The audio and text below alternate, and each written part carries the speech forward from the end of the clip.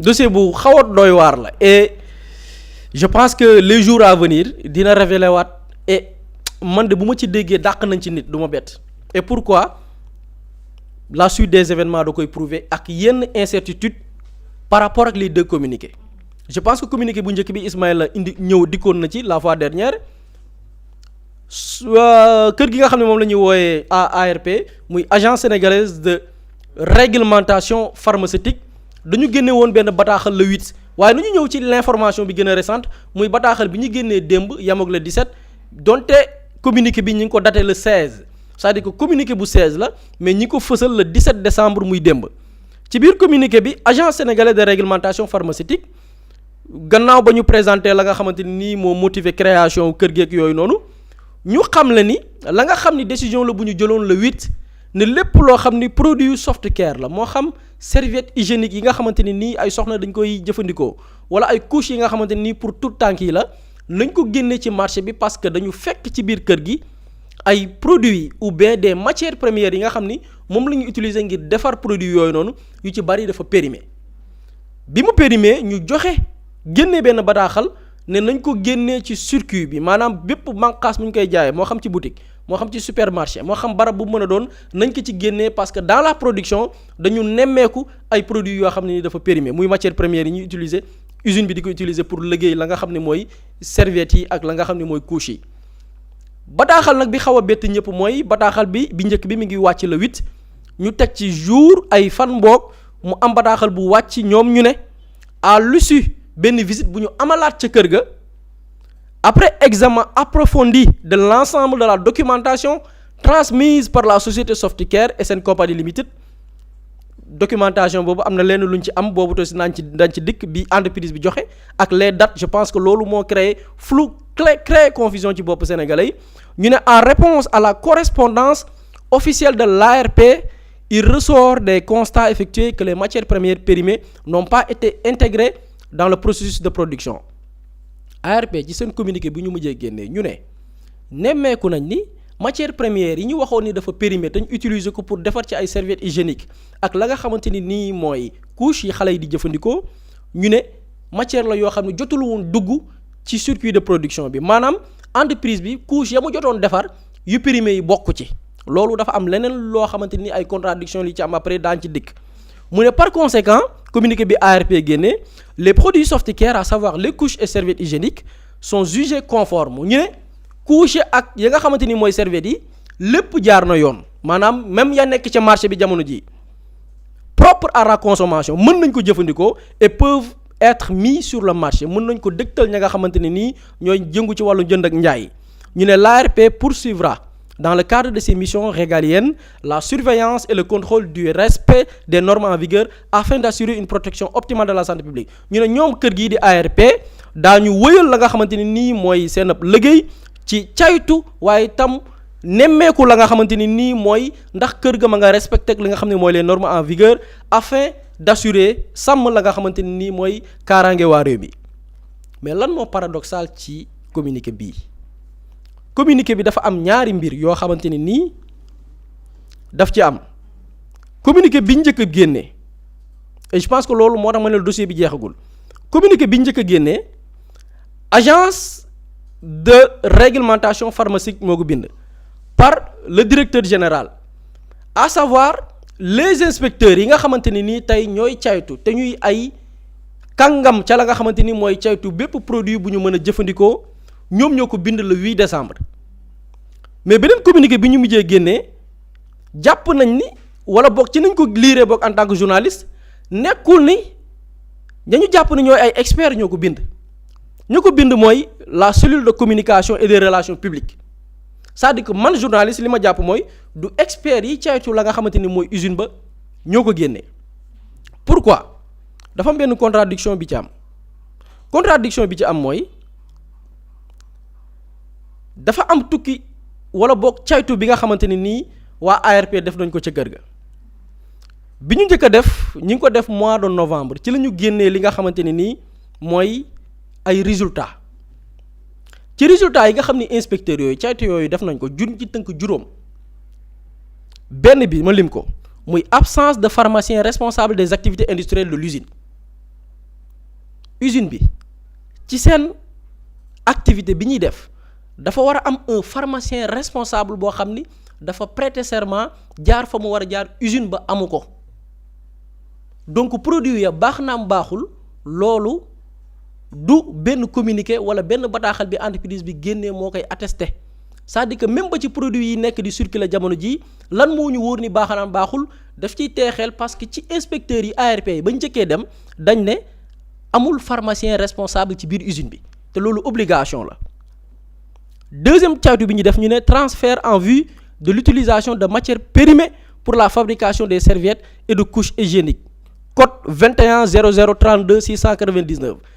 gis nañ ñuy transférer ay matières yoo xam ne dafa périmé ñu koy jël di ko yóbbu ca la nga xamante ni nii mooy fa ñuy fabriquer serviettes hygiéniques yi soxna yi di jëfandikoo ak couches yi xale yi di jëfandikoo loolu lu inspecteurs yi gis la ba ñu demee ci usine ba ñu ne les matières premières périmées depuis le 19 juillet 2025 ont été utilisées jusqu'au mois de septembre 2025 voire la fiche de sortie de produits ci-joints inspecteurs yi ba ñu demee pour tax ma ne communiqué bi ARP mujjee génnee dafa tey xel parce que nee nañ matières premières yi kenn mësu koo jëfandikoo ci communiqué bu ñu mujjee génnee dugaluñ ko ci processus de production bi mais inspecteurs yi ci compte rendu bi ñu def envoyé ko ARP dañ ne gis nañ ñoom des matières premières yu périmées depuis le 19 juillet 2025 utiliser nañ ko ba septembre 2025 juillet août septembre diggante ñaari weer ñu ngi utiliser matières premières yooyu ci biir entreprise bi ci rapport bi nga xam ne experts yi demoon ca sa kër ga def nañ ko ñetteelu poñ bi ñu ne absence de zone dédiée pour la mise en quarantaine des produits et matières premières périmées douteux ou défectueux ci biir usine bi amul benn zone boo xamante ne nii bépp produit boo xam ni dafa périmé wala mu yàqu wala boog ñu njortu ni xaw na yàqu wala lu ko jege ñu am ci xel ñaar benn barab bañ koy stocké denc ko ci biir usine ba loolu amu fa lii experts yi dañ ko nemmeeku muy ñetti poñ ñeenteelu poñ bi ñu ne absence de climatisation ou de ventilation des zones de stockage des matières premières barab ba ñuy jenk li nga xamante ni mooy matière première bi ñuy defee serviette hygiénique yi amul climatisation amul péex ba nga xamante ni moo war a tax produit ya ñu mën ko aar ba du yàqu amul ci biir usine ba juróomeelu poñ bi ñu ne mise en danger conclure mise en danger de la vie d'autrui maintenant communiqué bi li tax xel tey ARP dafa génne communiqué ñu ne communiqué bi ça date le 16 décembre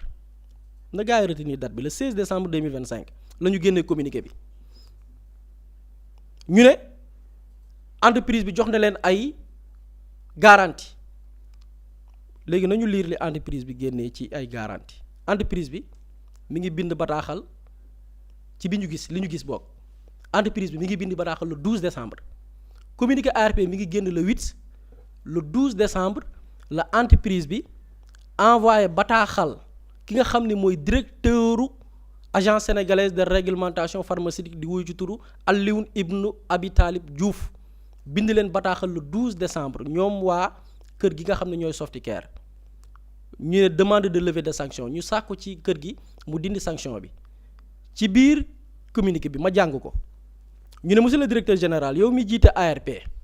par cette présente maanaam bataaxal bii ma lay dëgtal maa ngi sàkku nga yëkkati wala nga may ñu grâce maanaam njëkk ca la nga xamante ni nii mooy daan bi ñu daan ñeel suñuy liggéey ma nga xamante ni moo ñeel wàllu activité de production waaye itam njaay li nga xam ni mooy serviette hygiénique yi ak couche yi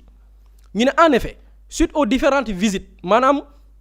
caytu yi nga xamante ni say service def nañ ko ci biir usine ba moom directeur bi nangu na moo bind ci bataaxal bi directeur usine bi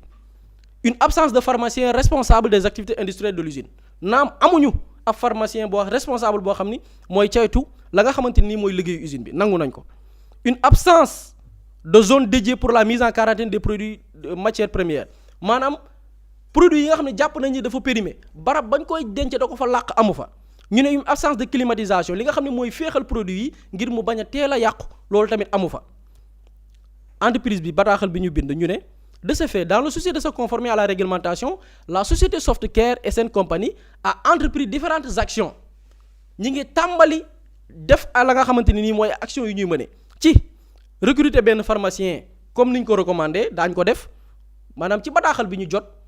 waxuñ ñi def nañ ko mais daañ ko def ñu ne l'aménagement de zone dédiée pour la mise en quarantaine de produits incriminés daañu créer tamit benn zone boo xam ni produits périmés yi daañu ko fa def waaye tamit l'installation de ventilateurs et air conditionné dinañ fexe tamit ba barab ya ñu féexal ko ngir produits yi bañ di yàqu lii le 12 décembre la mais ba lii amee dafa amaat yeneen agent wu ARP yu demaat visiter ci li ñu jot ci information ñoom ñi ngi fa dem ci visite boo xam ne ñoo ngi ko amal le 16 décembre 2025 wax naa ni entreprise bi mi ngi bind ARP le 12 décembre waaye le 16 décembre ay agent dem nañ fa ànd ak waa gendarmerie visite la nga xamante ni nii mooy kër ga le 16 laa lay wax de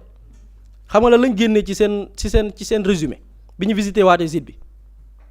entreprise bi mi ngi bind ARP le 12 le 16 ay agent ARP dem nañ visiter site ba maanaam ñeenti fan gannaaw ga lan lañ nemmeeku indisponibilité de contrat de travail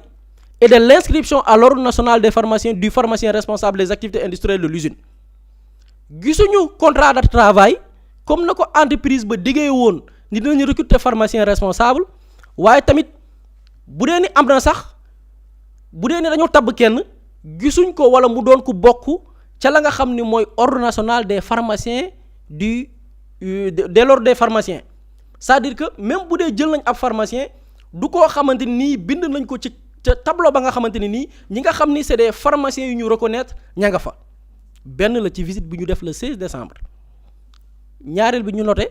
absence de zone sécurisée pour la mise en quarantaine des matières premières entreprise bi la mu bind ARP le 12 ne ko dinañ créer benn zone boo xam ni matières yi nga xamante ni nii dafa yàqu ñu leen di mettre en quarantaine denc leen ci benn barab bañ fa delluwaatee le 16 nee nañ gisuñu ko fa ñu dolli ci waat ñetteelu poñ bi absence de climatisation et de ventilation adéquate dans les zones de stockage et de conservation des matières premières destinées à la fabrication des produits wax naa ni entreprise bi bind na ARP le 12 ne dinañ créer système de climatisation bi fa gars yi demee le 16 nee nañ y a absence de climatisation et de ventilation amul péex ba nga xamante ni nii barab ya daf ko war a nekk pour que produit ya bu ñu ko stocké mu bañ a yàqu lii gars yi ñu ngi visiter le 16 mais li ñu jaaxal ñun en tant que Sénégalais te dañuy laaj on est des journalistes comment se fait-il gars yi dem visiter kër ga le 16 joxe raison yii yëpp ne entreprise bi lenn ca la mu waxoon defu ko pharmacien responsable ba ñu wax ñoom xool lañ or tableau des médecins yi nga xam ni ñu des pharmaciens yi nga xam ni c'est des pharmaciens assermentés ñu waat jàng gisuñ ko ñaareel bi produit ya yàqu ñoom produit ya yàqu ya ñu wax fañ koy denc créé wu ko le 16 décembre laa lay wax ñu dolli ci ne climatisation bi nga xam ni moo war a am ca barab ba ñuy denc matière première yi ngir mu bañ a yàqu amagul le 16 décembre ARP génne war ñu communiqué le 16 décembre nañu produit yi mën nañ koo jaay entreprise bi mën na continuer waat di commercialiser entreprise bi mën na continuer waat di produire ñun lii moo tey suñu xel ba tax ñuy poser des questions état à savoir le ministère de la santé lii nu mu mënee nekk ay question la parce que lii on parle même de la santé publique lii nu mu demee et junñu naa benn affaire bu am solo mooy communiqué bi ñu njëkk a génnee le 8 dañ ne directeur bi moo ko def bu ñu nee directeur bi moo ko def cela veut dire que ay experts ya fay liggéeyee di ay scientifique xam caytu xam nañuy càmbari produit xam matière première la ca baax ak la ca bon jàpp na ni ñoom ñoo ko génnee muy ba le 8 bi mais communiqué bi ñu génnee le 16 bi je pense que les régies bu ñu ko mënoon zoomal cellule de communication bi ñoo ko bind maanaam ñun en tant que journaliste jàpp nañ ni du experts yi ñoo wax waaye xam na ñi nga xam ne seen xam-xam ci wàllum wax la màcc wàllum layal jàpp na ni ñoom ñoo ko def donc dafa am benn disparité entre l'intitulé du premier communiqué ak l'intitulé du deuxième communiqué lii ay réponse la yoo xam ne ñi ngi xaar ARP indi ci ay tontu ñoom ci lan lañ sukkandiku seeni kàngam dem ci usine ba le 16 fële juróom lañ ñemeeku woon fii ñemeeku na ñett yoo xam ne respecté wuñ ko ba tey le 16 ci même jour bi le 16 ñu génnee communiqué ne lépp jaar na yoon est-ce que diggante le 16 boobu ci même jour bi la entreprise réglé loolu waaw wala déet des réponses la ñuy xaar tukkee ci ARP et je pense que am nañu rafet njort ni daañu ci leeral sénégalais yi. jërëjëf Boury am na solo Ismaïla par rapport ak Softcare bi. man je pense que ni les faits sont assez graves pour ñuy limiter wu ci ay communiqué te li ñu njëkk a annoncé ak bu ñu demee ba évolution am ci situation bi pour man sax dañu waroon a def benn conférence de presse boo xam te ni le directeur général de l'ARP day toog les responsables de Softcare dañuy toog pendant temps bu am solo ñu jàkkaarloo ak Sénégalais yi expliquer leen la situation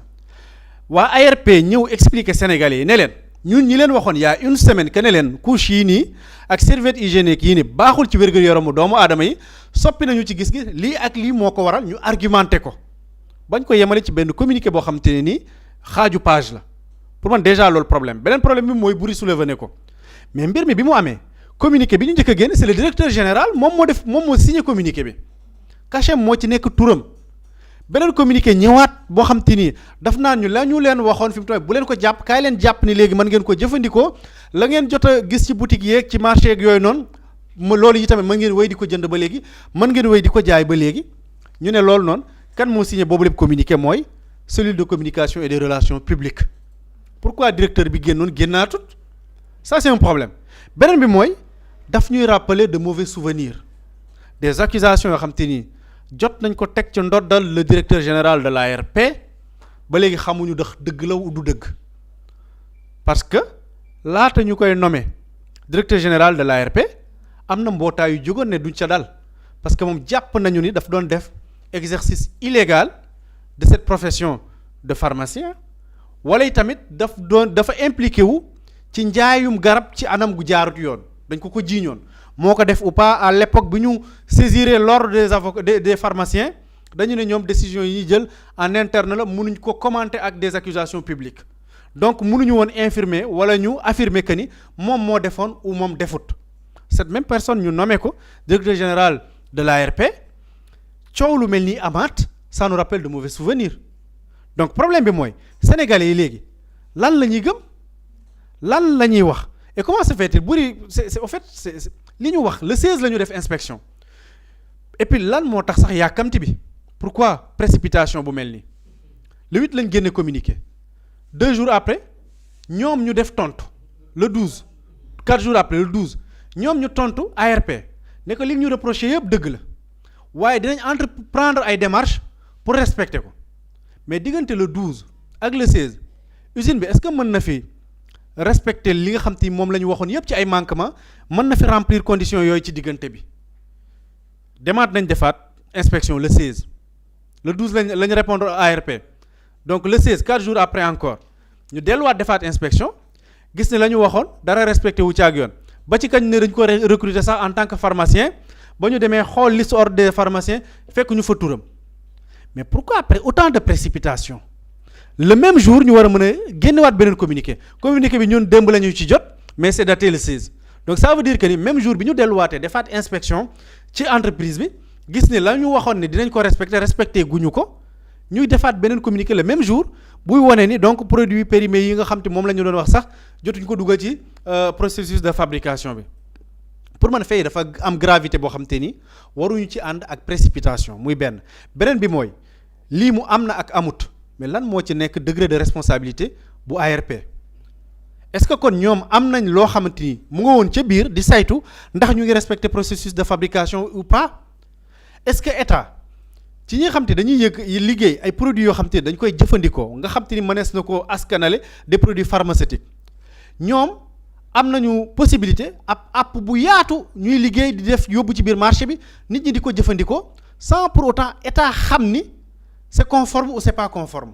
ndax amul kon benn caytu boo xam te ni c'est régulier boo xam te dañu koy def pour xam ni chaque produit qui sort de l'entreprise mën na koo jëfandikoo est-ce que loolu am na ou pas situation bii ñu génnee dafay wane ni en tout cas pour cette entreprise loolu amut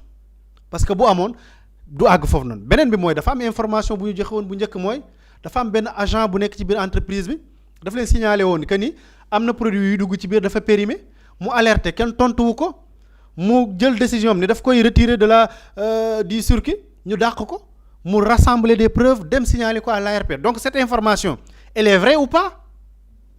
donc il y a trop de flou ci biir mbir mi nga xam te ni moom moo xew et puis man je pense que ni entreprise bi ak lu mën di def tamit waa ARP tamit ñoom dañu war a leeral askan bi ils doivent pas se limiter à des communiqués dañu war a def une conférence de presse publique génn jàkkaarloo ak Sénégalais ñu expliquer la situation exactement parce que ñu tey boo xoolee tey les commentaires mais ñu bëree bëri moom la ñuy utiliser produit boobu moom la ñuy utiliser donc ñoom dañu mérito ay explications yu claires yu leer nañ ñu xam ndax dañuy woy di ko jëfandikoo wala dañ koy bàyyi ba léegi je pense que waruñu limiter wu ci ay communiqués. waruñu am ci ay communiqué yooyu sax kii di syndicat SAMES sax moom mu ngi laajte ay explication par rapport ak deux communication yooyu. waaw parce que ñoom ci wàllu wér-gu-yaram la ñuy yëngu et puis ñoom dañuy rencontrer ay nit ñuy jànkonteel ay jafe-jafe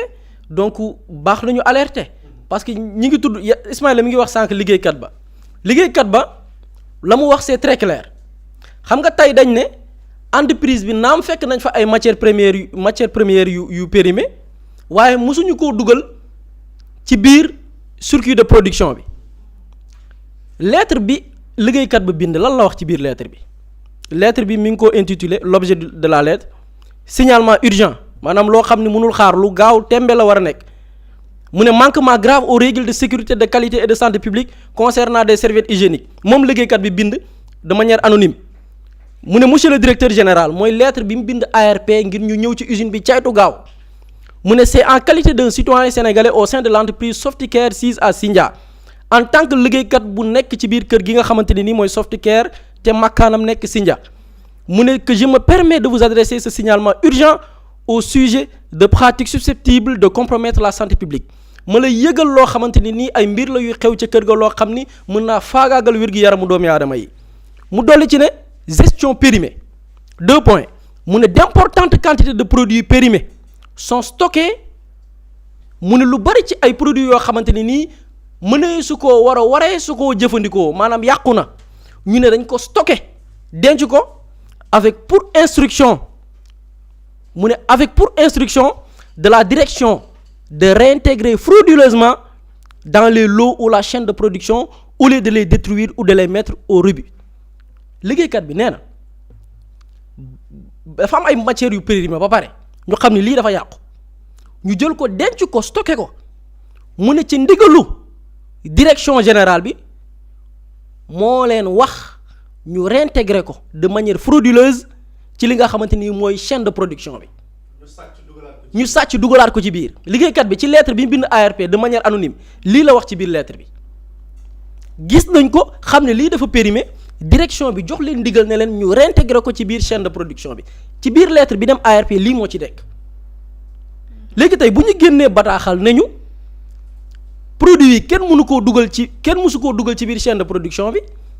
dafay tey suñu xel dafay am waroo diggante li liggéeykat et biir ci biir lettre liggéeykat bi dafa photo c'est-à-dire que dafa photo matière yi boole kook lettre bi mu bind manuscrit dugal ko ci biir dossier bi envoyé ko ARP c'est-à-dire que y a des photos yoo xamante ni moom daf ko jël tout est vérifiable te ba joxe indication yi dafa joxe sax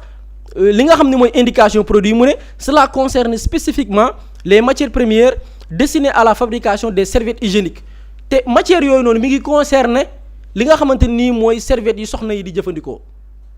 et je pense que tugu ne du teew ñi nataal Ismaïla bref bi nga defoon y a plus de 2 millions de visionnages ci biir commentaire yi ay junniy soxna laa la wax de liiral ca kaw ba ci suuf ay soxna yuy témoigner ne ñoom dañoo am problème ci mbir bi ñu baal ma ñu ci bari dañu am ay infection ay jafe-jafe te loolu du lu nit ñi créé de ay nit ay soxna yuy commenter ñoo ko wax ñu am ay profil du ñu ay faux compte ay nit yu identifiable mais est-ce que enquête bi def nañ ko est-ce que enquête bi